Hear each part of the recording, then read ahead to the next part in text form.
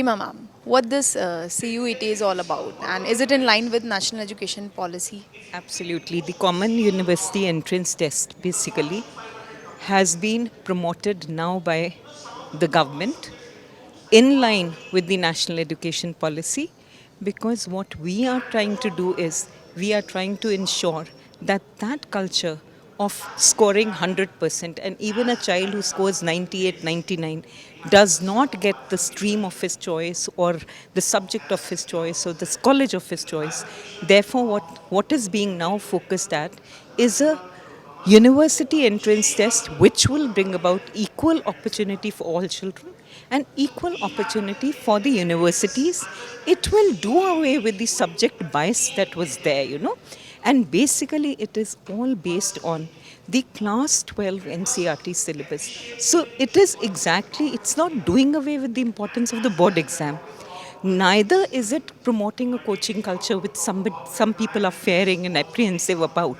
Basically, if children know what they have studied in class 12 very well, they will be able to take this entrance test. And each one, you are then not competing basically only against a few, say 30 or 40 children in your class.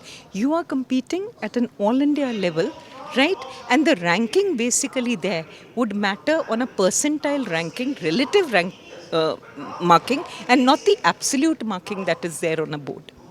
So, is it really focusing on inculcating life skills, strengthening skill development, and honing entrepreneur spirit of children? I would say that basically it will focus on the fundamentals, and the basic concepts are clear in school only. What is required for this entrance exam would be application of those concepts, right?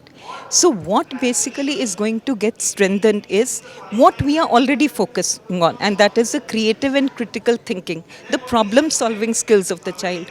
And actually these are the skills that are required for life. But we must remember one thing, that CUET is an entrance test. So for entry, it is basically the objective pattern that is required.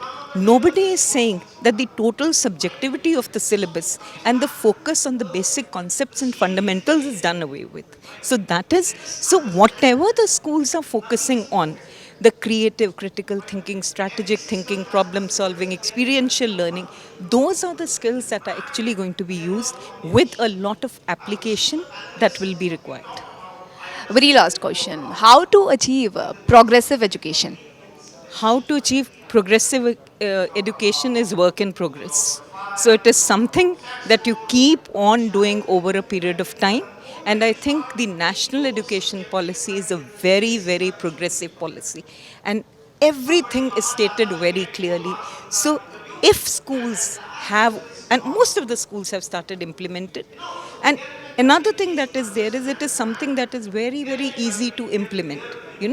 If you really go into the depth, you discuss with all the stakeholders, you understand the vision, the ideology, the philosophy behind it, you are so impressed as an educator that you really want to carry it forward.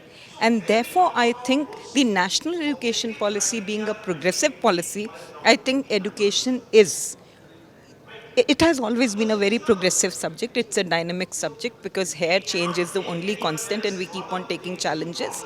But I think the policy being progressive, we will move towards progressive education.